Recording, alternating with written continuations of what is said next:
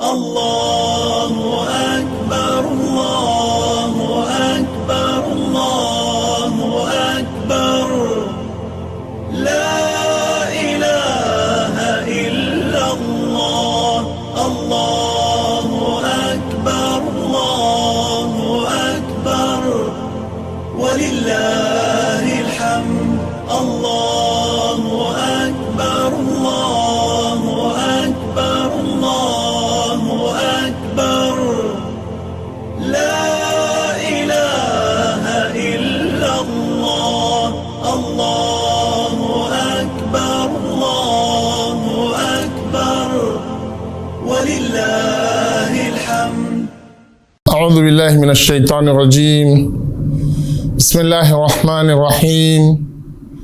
الحمد لله رب العالمين والصلاة والسلام على المصطفى البشير النذير سيدنا وحبيبنا محمد صلى الله عليه وعلى آله وصحابته ومن اهتدى بهديه إلى يوم الدين. أما بعد، louange et gloire à Allah, Dieu de l'univers, le clément, le miséricordieux, le tout miséricordieux, le très miséricordieux. Que la paix, la bénédiction d'Allah soit sur le prophète de l'islam, le prophète de l'humanité, le prophète de la miséricorde, le prophète Muhammad sallallahu alayhi wa sallam, sur sa famille, sur ses compagnons et sur tous ceux qui suivent et suivront ses enseignements jusqu'au jour du jugement dernier. Chers fidèles de la Sunna TV, nous vous adressons la salutation de l'islam, la salutation du paradis, et nous vous disons assalamu alaikum wa rahmatullahi wa barakatuh. Que la paix et la bénédiction d'Allah soient sur vous et qu'Allah subhanahu wa ta'ala vous assiste dans vos affaires, dans vos activités, qu'il vous comble de ses bienfaits, qu'il vous accorde sa grâce et sa miséricorde et qu'il vous accorde la meilleure compréhension de la parole d'Allah et du prophète Muhammad sallallahu alayhi wa sallam. Chers téléspectateurs, Allah, le prophète Muhammad sallallahu alayhi wa sallam, dans son hadith, nous dit ceci. Man ala jariyatayni hatta yudrika dakhaltu ana wa huwa al-jannata kahatayn. Celui qui prend en charge deux filles, qui les éduque, qui les apporte tout ce dont elles ont besoin, je serai, lui et moi, dans le paradis comme mes deux doigts là. Je vais rentrer dans le paradis, plus précisément le hadith dit, je vais rentrer dans le paradis avec lui comme mes deux doigts. Et dans un autre hadith, le prophète Muhammad sallallahu alayhi wa sallam nous dit Man ubtuliya min hadhihi al-banat bi shay'in fa ahsana ilayhinna kunna lahu sitran min an-nar. Le prophète Muhammad sallallahu alayhi wa sallam nous enseigne à travers ce hadith en disant que quiconque parmi vous est éprouvé de quelque chose de ses filles, pouvez dire que avoir une fille dans sa vie, c'est déjà une épreuve, parce que vous êtes soumis à un travail rigoureux en islam pour que soit vous obtenez le paradis à travers elle, ou soit vous vous retrouvez dans l'enfer si vous ne la donnez pas ce dont elle a besoin pour qu'elle puisse grandir dans l'islam, dans les mœurs et en respectant les enseignements d'Allah et du prophète Muhammad sallallahu alayhi wa sallam. D'abord, à travers ces deux hadiths, nous comprenons l'importance de l'éducation des filles en islam, l'importance de la prise en charge des filles et de les surveiller et de ne les laisser pas à leur choix en ce qui concerne leur vie. Le prophète Mohammed sallallahu alayhi wa sallam nous a fait savoir que lorsque vous aviez sous votre charge, quelle que soit la cause, elle peut être, les deux peut être votre fille, elle peut être votre sœur, votre épouse, l'une des proches, quelle que soit la cause qui les a amenés à être sous vos charges ou sous votre charge. C'est d'abord le point essentiel. Ce n'est pas uniquement votre fille, mais si elles sont votre fille, ça devient encore plus important. Alors, lorsque nous regardons ce hadith et deux hadiths, nous comprenons que les filles sont des garanties de paradis pour leurs parents, sont des garanties de paradis pour leurs tuteurs, sont des garanties de paradis pour celui qui les prend en charge. Le hadith nous a parlé de la prise en charge globale. Les détails sont à étudier, sont à apprendre parce que lorsque vous ne connaissez pas comment éduquer les filles, comment s'en occuper, comment leur donner des enseignements nécessaires pour qu'elles grandissent dans l'islam, dans la compréhension de la parole, compréhension de la parole du prophète Mohammed sallallahu alayhi wa sallam, qu'est-ce qu'elle doit faire, qu'est-ce qu'elle ne doit pas faire dans la société. Si vous ne connaissez pas ces enseignements, vous risquez d'égarer les filles en pensant que vous êtes en train de les éduquer. Puisqu'il faut comprendre que le cursus scolaire, les enseignements que nous apprenons dans les écoles sont complètement différents de l'éducation à la base, de l'éducation religieuse dont nous devons donner à nos filles. Elle est brillante à l'école, d'accord. Mais est-ce que en matière religieuse, en matière de mœurs, en matière de comportement, en matière de sa vie, qu'est-ce qu'elle en fait? C'est par rapport à cela que nous voulons parler aujourd'hui.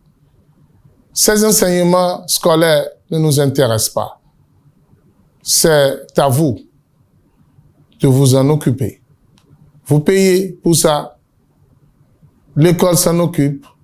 Ça, c'est un volet. Mais ce n'est pas ce volet-là qui nous intéresse ici aujourd'hui. Le volet qui nous intéresse, c'est comment former cette fille pour qu'elle soit utile pour son islam et pour sa société. Et si nous parlons de cette utilité dans sa globalité, je pense qu'aujourd'hui, nous allons aborder une partie qui n'est pas la moindre. C'est par rapport à sa beauté, son habillement, sa présentation, puisque c'est de ça qu'il s'agit de nos jours. Si le prophète Mohammed sallallahu alayhi wa sallam nous a dit que si quelqu'un d'entre vous prend en charge 2 filles, il va rentrer dans le paradis avec moi. Pour prendre en charge une fille, le côté nourriture, manger, ça, c'est côté matériel. Donc, si Allah subhanahu wa ta'ala vous dote d'une capacité financière, vous pouvez la gérer même si vous voulez gérer même si vous n'êtes pas là. Mais le côté dont nous voulons parler dépasse tout cela. C'est le côté de l'habillement de la fille. C'est le côté de la beauté de la fille. Parce que les filles sont appelées à se rendre belles. Et c'est d'ailleurs la première chose qui préoccupe une fille ou une femme dans sa vie. Et le Coran aussi en a parlé. Allah subhanahu wa ta'ala nous dit أَوَمَنْ يُنَشَّأُ فِي الْحِلْيَةِ وَهُوَ فِي الْخِصَامِ غَيْرُ مُبِينٍ. Lorsque les mécréants ont attribué les filles à Allah subhanahu wa ta'ala en disant que les anges ne sont que des filles d'Allah, la réponse d'Allah subhanahu wa ta'ala était catégorique. Allah dit, mais si je devrais même avoir un enfant, bien que cela ce n'est pas possible pour Allah, mais si cela serait possible, est-ce que c'est quelqu'un qui grandisse dans la parure? C'est elle qui sera mon fils, mon descendant? Ah non, c'est pas ça. Et lorsqu'il y a bagarre ou désaccord, on ne connaît même pas la cause.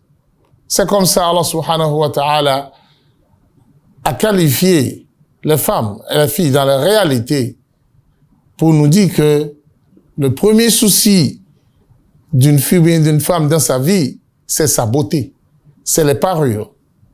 Comment est-ce qu'elle va faire pour être belle? Ça, c'est son souci. Et Allah subhanahu wa ta'ala n'a pas allé contre cela.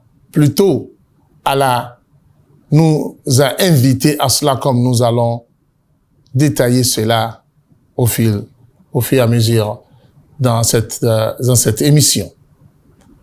Alors, nous disons tantôt que si nous revenons au hadith, le hadith qui nous appelle à la prise en charge d'une fille, je pense que le volet le plus important, comme nous l'avions dit tantôt, c'est le volet de son habillement, le volet de comment la préserver contre les mauvais compagnons, comment l'amener à la pudeur pour qu'elle soit pudique dans la société, comment l'amener à s'habiller proprement et respectueusement et savoir que la première place de la fille dans la société, si elle n'a pas une préoccupation dehors, c'est sa maison. Si elle va pour ses occupations, elle doit toujours avoir le souci de retourner chez elle et non se retrouver dans les rues, se retrouver juste parce qu'elle veut sortir. Ça là, l'islam l'interdit catégoriquement. Nous voulons, à travers cette émission, aborder le sujet concernant l'habillement des filles et comment est-ce que les filles vont se rendre belles en islam. Qu'est-ce que l'islam en dit? Quelles sont les choses qui sont interdites par rapport à ce volet et quelles sont les choses qui sont autorisées islamiquement dans l'habillement et dans le fait de se rendre belles par les filles. Il est important que nous en sachions parce que le constat aujourd'hui est tellement amer. On voit les filles musulmanes s'habiller comme les non-musulmanes. C'est comme si tout ce qui est importé comme habillement sont aussi autorisés pour les sœurs musulmanes. Il faut qu'on en parle, puisque nous l'avions dit dès le départ, que l'islam n'interdit pas les parures. Le fait de se rendre belle par les filles, ce n'est pas interdit en islam. Puisqu'Allah subhanahu wa ta'ala nous dit dans le Coran, قُلْ مَنْ حَرَّمَ زِينَةَ اللَّهِ الَّتِي أَخْرَجَ لِعِبَادِهِ وَالطَّيِّبَاتِ مِنَ الرِّزْقِ قُلْ هِيَ لِلَّذِينَ آمَنُوا فِي الْحَيَاةِ الدُّنْيَا خَالِصَةً يَوْمَ الْقِيَامَةِ. Allah subhanahu wa ta'ala dit, Demande-les. Qui est-ce qui a interdit les parures, les ornements qu'Allah subhanahu wa ta'ala a fait descendre pour ses serviteurs? Et les nourritures saines, qui a interdit cela? Personne ne l'a interdit.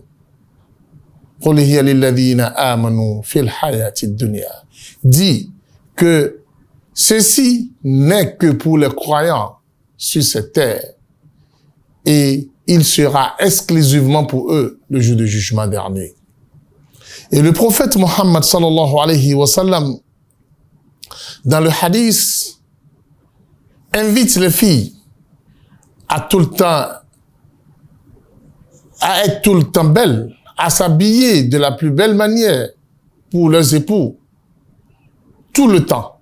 Puisque le prophète Mohammed sallallahu alayhi wa sallam nous dit, la meilleure de toutes les filles et de toutes les femmes est celle qui se présente belle à voir pour son époux. Et la meilleure femme est la femme qui te plaise lorsque tu la vois en tant qu'époux. Et le prophète Mohammed sallallahu alayhi wa sallam a interdit à l'époux, lorsqu'il revient du voyage, de rentrer la nuit sans avertir son épouse, ou bien de rentrer subitement, sans que sa femme ne soit au courant de son retour, puisque habituellement, lorsque l'époux est en voyage, est absent, la femme se délaisse, elle ne se prend pas d'habitude au sérieux par rapport à sa beauté.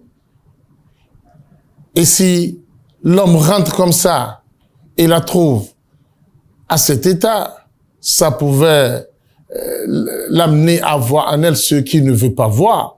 C'est pour cela que le prophète Mohammed sallallahu alayhi wa sallam nous a interdit aux femmes musulmanes, aux hommes musulmans de ne pas revenir de voyage sans avertir son épouse.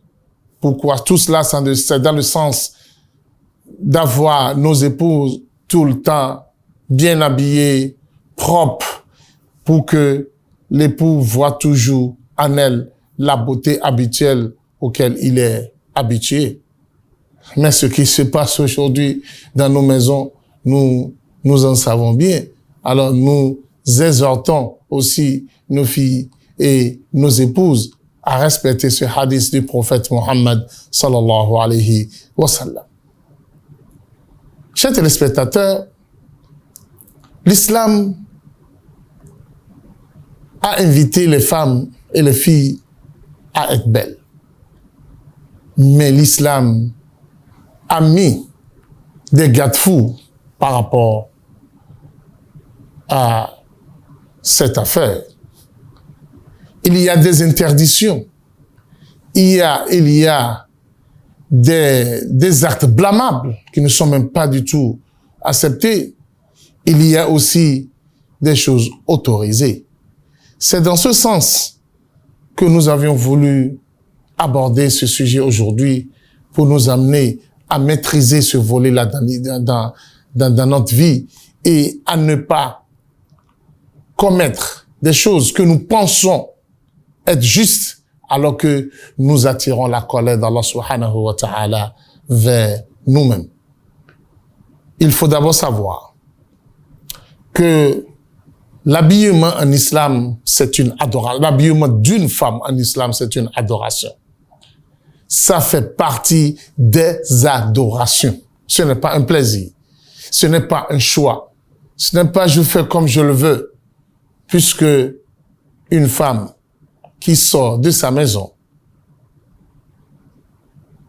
sans respecter l'habillement que l'islam l'a enseigné et elle devient le cible des hommes et celui-ci la regarde, l'autre la regarde, soit à travers ses parfums, soit à travers sa nudité. le prophète Mohammed sallallahu alayhi wa sallam dit qu'elle est dans les péchés jusqu'à l'heure où elle retourne chez elle. Alors, vous passez toute la journée dans les péchés. Qu'est-ce que vous allez gagner auprès d'Allah subhanahu wa ta'ala en étant dans les péchés toute une journée? Quelle grâce, quelle miséricorde. Vous perdez votre valeur auprès d'Allah subhanahu wa ta'ala parce que vous voulez plaire aux gens, aux hommes. C'est grave. C'est grave. Et en plus, vous êtes considéré comme étant dans la fornication tout le temps, puisque le prophète nous a enseigné que l'œil fornique lorsque la femme ne s'habille pas bien et l'autre qui la regarde est en train de forniquer et vous considérez comme ceux qui ont forniqué toute une journée et vous retournez à la maison pour faire quoi? Et le prophète Muhammad sallallahu alayhi wa sallam a même déjà qualifié celle qui s'habille à moitié nue comme étant une hypocrite en islam. Elle est hypocrite. Puisque si elle n'est pas hypocrite, elle ne peut pas aller contre la parole d'Allah subhanahu wa ta'ala et vouloir encore satisfaire les hommes. Tu offenses Allah et tu satisfais les hommes. Et maintenant, lorsque tu veux prier, tu mets un autre habillement pour prier et quand tu sors avec un autre habillement. C'est de l'hypocrisie. Puis est simple. Comment être hypocrite dans sa vie et cherche à être proche de son Seigneur. Chers téléspectateurs, de nos jours, notre société se dégrade par rapport à la dépravation des mœurs. Et surtout, dans les vêtements et les habillements de nos épouses, de nos filles et de nos sœurs. Combien nous allons compter aujourd'hui dans nos quartiers et dans nos villes, un peu partout.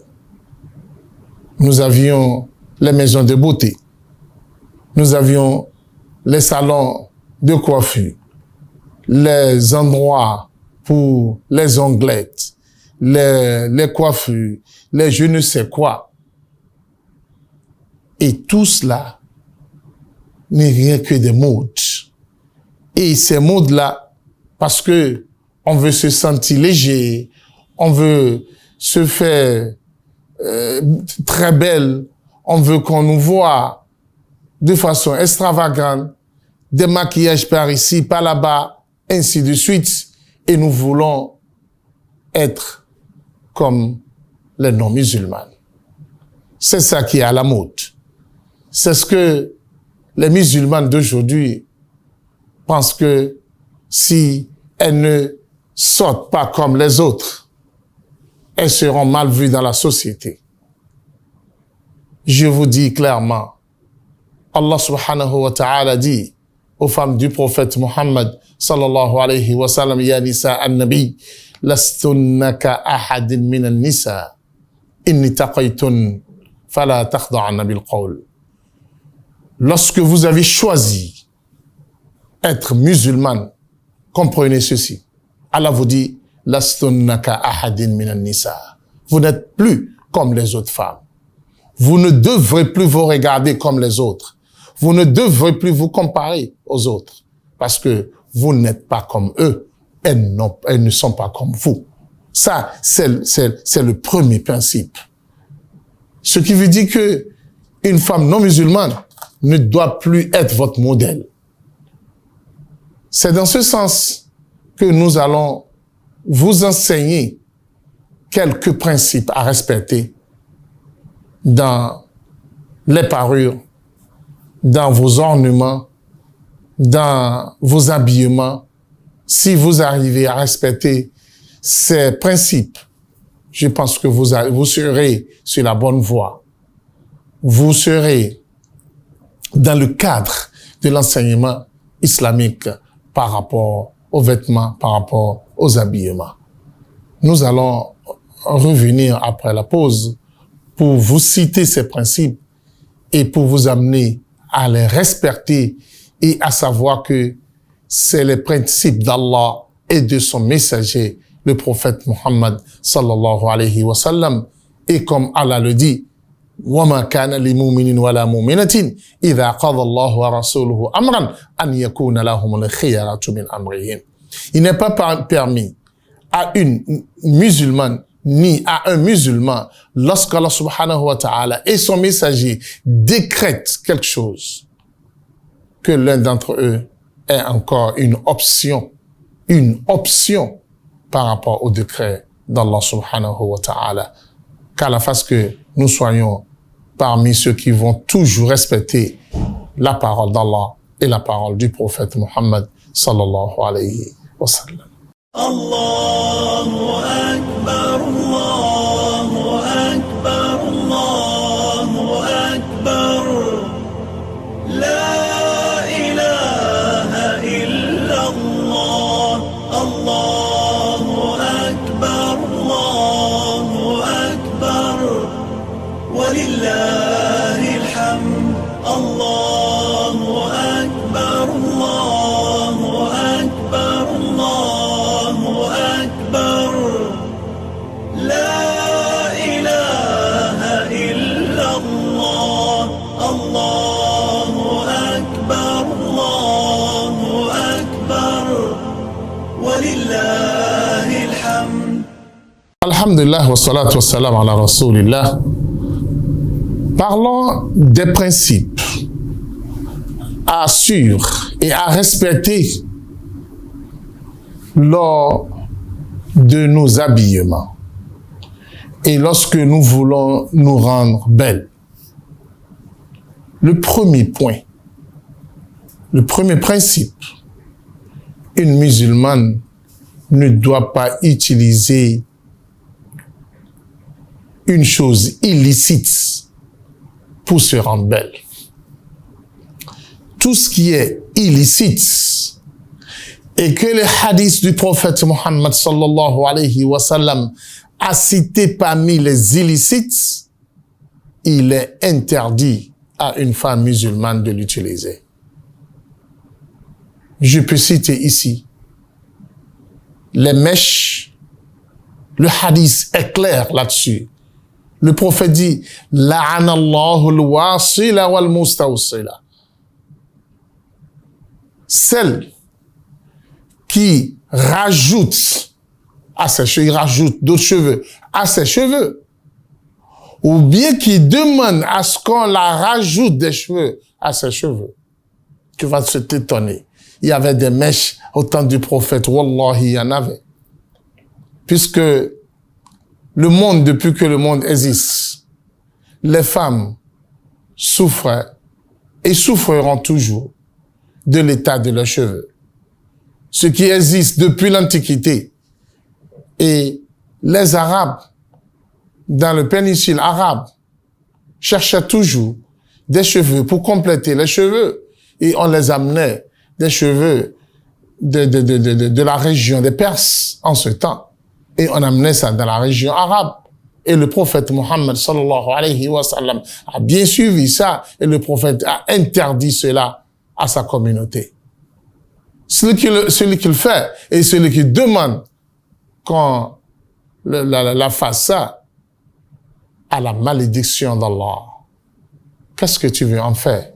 Tu mets quelque chose sur ta tête, on te dit que tu es maudit par la chose et tu le mets. Le temps que cette chose sera sur ta tête, tu n'auras là pas la bénédiction d'Allah. Tu vas passer tout ton temps sans bénédiction d'Allah et tu seras sous la colère d'Allah. Ta vie deviendra quoi?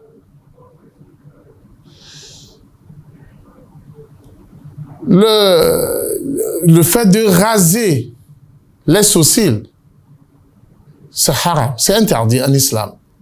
On ne doit pas le faire. Tout ce qui est haram en matière de beauté, nous devons nous en éloigner.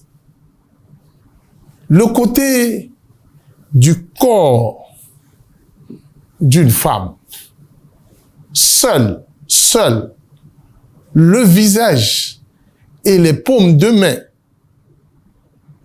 à une certaine limite sont autorisés. Tout le reste du corps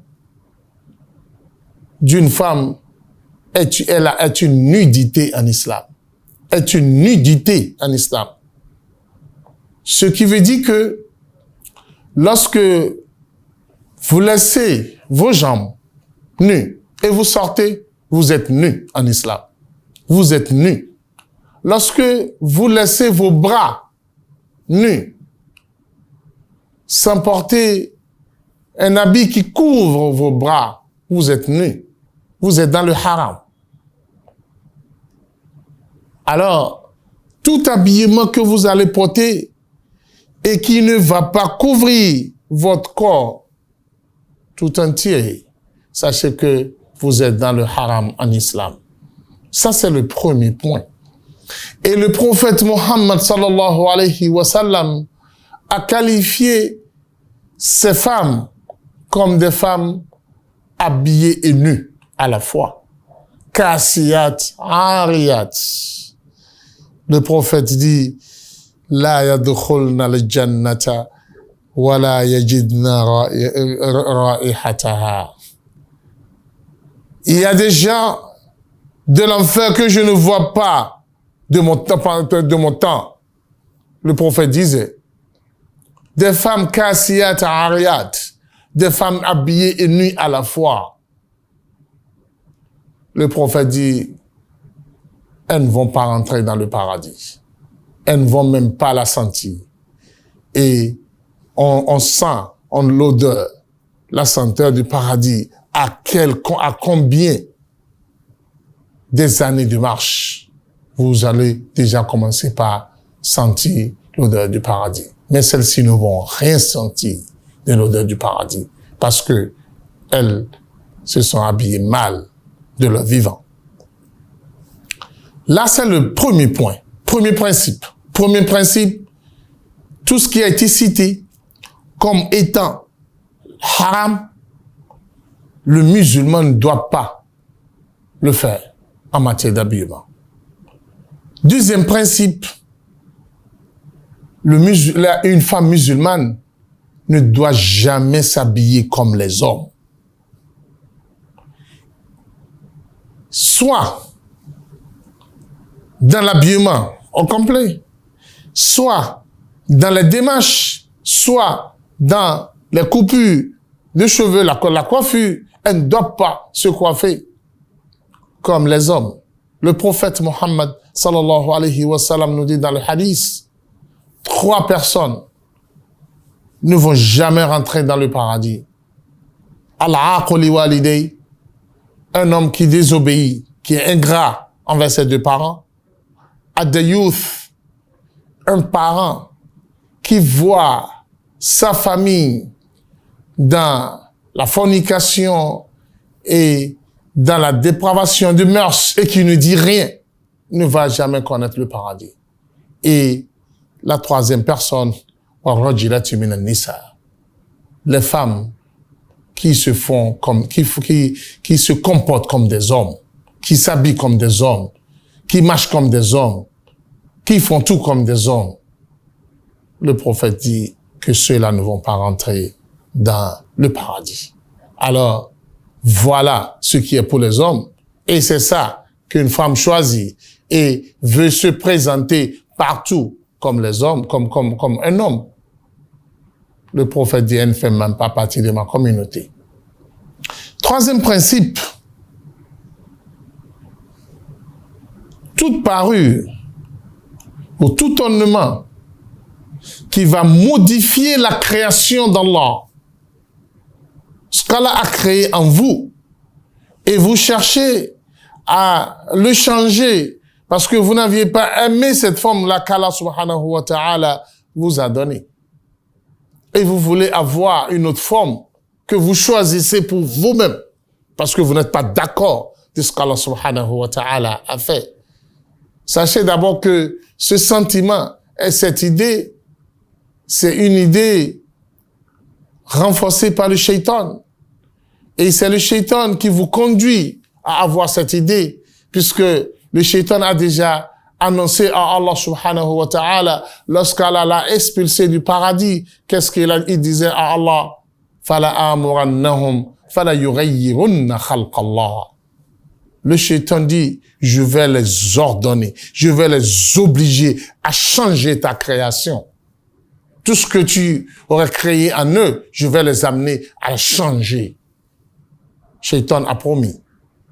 Et toi qui décides, tu as accepté de suivre le shaitan dans ses œuvres, d'être sous la recommandation et la commande du shaitan. Qu'Allah subhanahu wa ta'ala nous en épargne.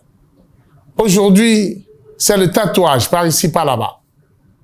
Même les sœurs musulmanes, on prend des aigus pour percer le corps et transformer le corps et faire des dessins, des je ne sais quoi dans le corps. Inna lillahi wa inna ilayhi raji'un. Le prophète Muhammad sallallahu alayhi wa sallam dit La'ana Allahu al-washimat wal-mustawshimat. Allah subhanahu wa ta'ala a maudit celle qui fait le tatouage ou celle qui demande à ce qu'on la fasse le tatouage. C'est illicite, c'est interdit, puisque c'est une manière de modifier, de changer la création d'Allah. La peau qu'Allah t'a donnée ne t'intéresse pas. Et ce qui se passe aussi dans notre société aujourd'hui, où on veut devenir blanche, c'est une manière de dépister le corps. Et c'est ça qui est à la mode. Nos jeunes filles et même nos mamans. D'autres, c'est des injections. D'autres, c'est des produits de beauté. Sa peau noire ne l'intéresse plus. Elle veut devenir blanche. Elle a changé la création d'Allah subhanahu wa ta'ala en elle. On la méconnaît maintenant. Elle dit que c'est la beauté. Allah dit zinatullah. Ça, c'est pas la beauté. Ma sœur, tu es en train de changer la création d'Allah. Tu es en train de modifier ce qu'Allah subhanahu wa ta'ala a fait en toi. Et je pense que c'est prouvé aujourd'hui. Toutes celles qui avaient fait ça dans leur jeunesse, quand elle a grandi, qu'est-ce que nous constatons aujourd'hui? Inna lillahi wa inna ilayhi raji'un. Vous perdez votre beauté naturelle pour aller chercher une beauté artificielle.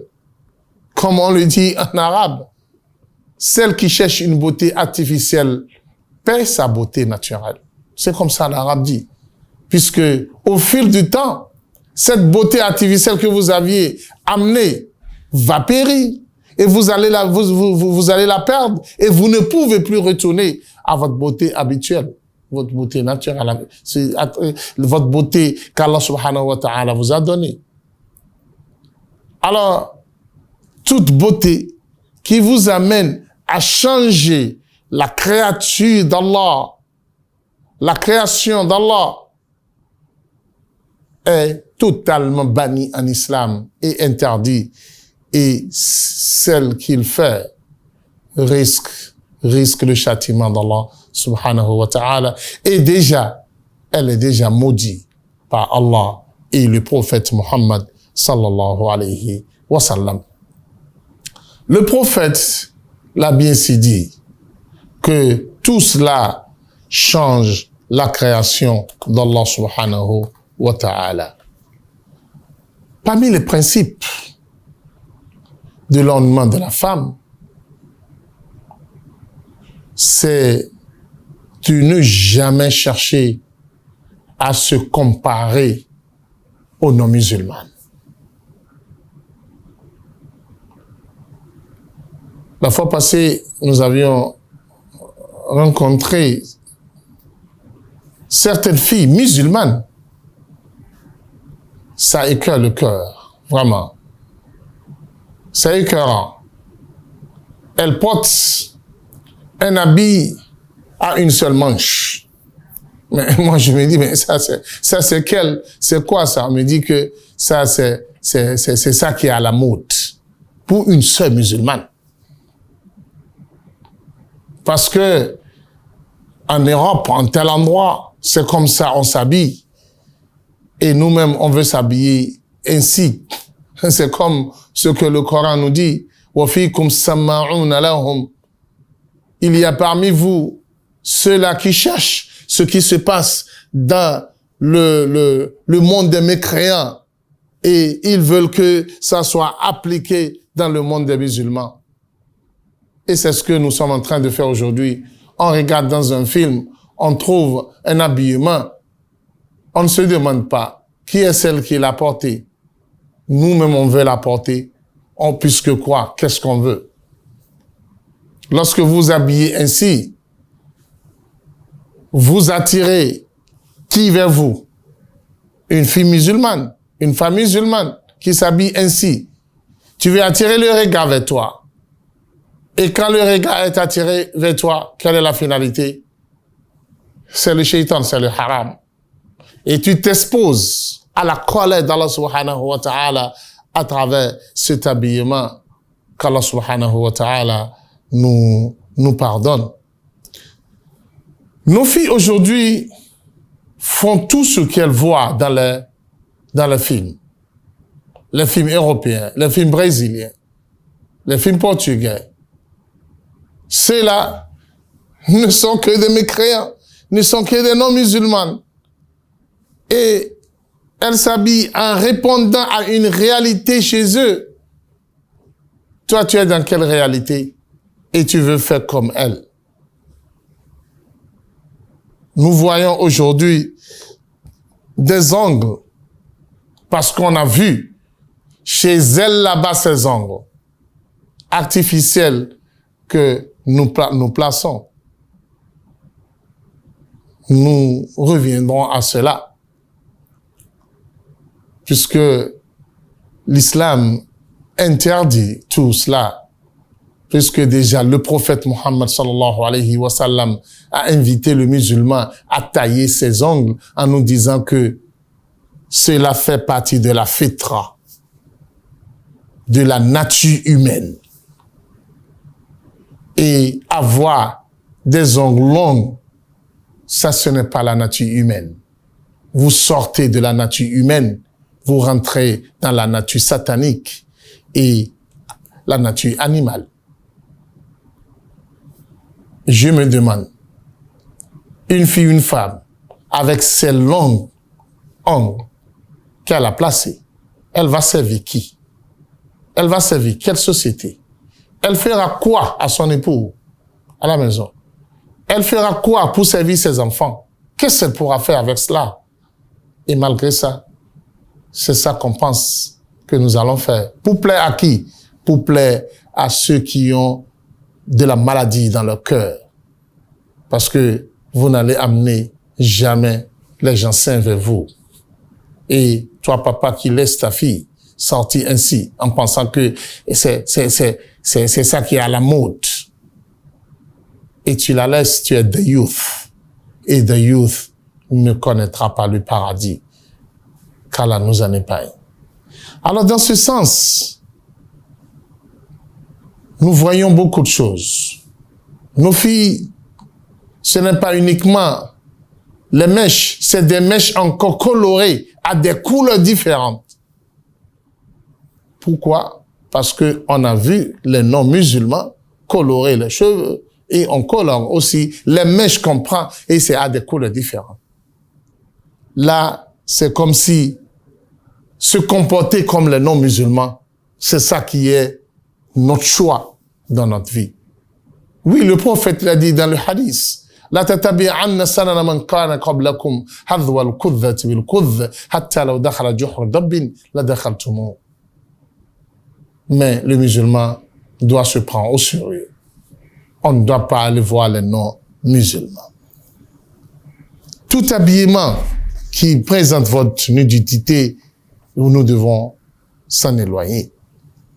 Parmi les principes, et pas les moindres, tout ornement qui vous empêchent à faire l'ablution ou à faire la grande ablution sont interdites. Vous placez les ongles, vous ne pouvez pas faire les ablutions. L'eau ne va même pas intégrer votre corps. Vous avez mis le maquillage au visage. Vous l'aviez fait le matin. Ou bien à l'heure de Zuhr. Est-ce que vous voulez faire l'ablution à l'heure de Zuhr? Parce que l'ablution nécessite que vous laviez bien votre visage. Et lorsque vous voulez laver votre visage, qu'allez-vous faire avec ce maquillage que vous aviez mis? Ou bien vous n'êtes plus appelé à prier, ni Zuhr, ni Asr, cette journée-là. Ce n'est pas possible. Ça ne peut pas marcher. Puisque tout ornement qui vous empêche à faire l'ablution ou à faire la grande ablution, c'est haram. Ça ne marche pas. Parce que ça vous empêche d'adorer votre Seigneur. Il faut se rappeler que lorsque vous vous habillez ou bien vous voulez aller vous rendre belle, vous devez éviter l'extravagance. Vous devez éviter l'exagération et l'argent qui devrait servir pour l'éducation de vos enfants, pour la nourriture, pour votre vie. Vous allez dépenser ça dans ça et qu'est-ce que ça vous rapporte? Le pire de nos temps, vous allez voir nos sœurs, nos filles devant les miroirs toute la journée. Elle est là. Elle oublie ses enfants. Elle oublie son époux parce qu'elle veut se rendre belle. Inna lillahi wa inna ilayhi raji'un. L'heure de Zuhr, l'heure de Asr, l'heure de Maghrib, l'heure de Isha, elle est toujours dans la salle de coiffure. Et tu te demandes qu'est-ce qu'elle fait. Et elle perd la journée dans ça. Et quelle éducation tu attends pour tes filles? Quelle éducation tu attends pour tes enfants? On dit, maman est où? Elle est au salon. Elle est où? Elle est au salon toute la journée. D'autres, une journée ne suffit pas. Il faut qu'elle revienne encore demain. Subhanallah. Subhanallah. Qu'Allah subhanahu wa ta'ala nous en épargne. Il faut aussi se rappeler que de nos jours, beaucoup de ces femmes et de ces filles font tout cela pour simplement que les gens sachent que elle est d'une telle catégorie de femmes. C'est tout. Elle ne cherche pas, les hommes ne cherchent pas, mais les gens doivent la respecter dans la société. On doit savoir qui elle est. Ça, c'est de l'orgueil. Et le prophète Muhammad sallallahu alayhi wa sallam nous dit, celui qui a un grain d'orgueil dans son cœur ne rentrera pas dans le paradis. Alors, vous n'avez pas besoin de cette extravagance dans l'habillement. Vous devez tout le temps savoir que lorsque quelqu'un ou bien quelqu'une s'habille avec un vêtement extravagant qui l'amène à être différent dans la société et à être unique, le prophète Muhammad sallallahu alayhi wa sallam dit, le jour du jugement dernier, Allah subhanahu wa ta'ala va le ressusciter en l'habillant cet habit et en le traînant dans l'enfer. Avec cela, nul ne doit jamais chercher à être unique dans son habillement dans la société. On doit tout le temps faire attention à cela. Chers téléspectateurs, compte tenu du temps, nous allons nous arrêter sur ce point en vous promettant de revenir encore sur ce sujet compte tenu de son importance dans notre société. Qu'Allah subhanahu wa ta'ala nous comble de ses bienfaits, nous donne la compréhension de la parole d'Allah et nous amène à mieux comprendre notre religion et à vivre pour pouvoir gagner la miséricorde et la satisfaction d'Allah et non vivre pour gagner la satisfaction des hommes. Parce que la satisfaction des hommes ne nous amène nulle part tant qu'Allah subhanahu wa ta'ala est en colère contre nous. Subhanakallahumma bihamdik, nashhadu la ilaha illa anta, نستغفرك ونتوب إليك. الله أكبر الله